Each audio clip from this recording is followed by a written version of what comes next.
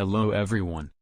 Today in this video you will learn how to save your LinkedIn profile in PDF format. So let's jump into the video. Open your LinkedIn profile. Move cursor to the More option and click on it. Then click on Save to PDF option.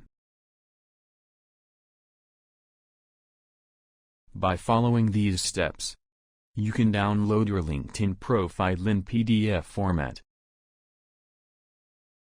So that was today's video. I hope you really enjoyed it. Make sure to like, share and comment on the video. Don't forget to subscribe to our channel. Hit the bell icon so that you will never miss an update.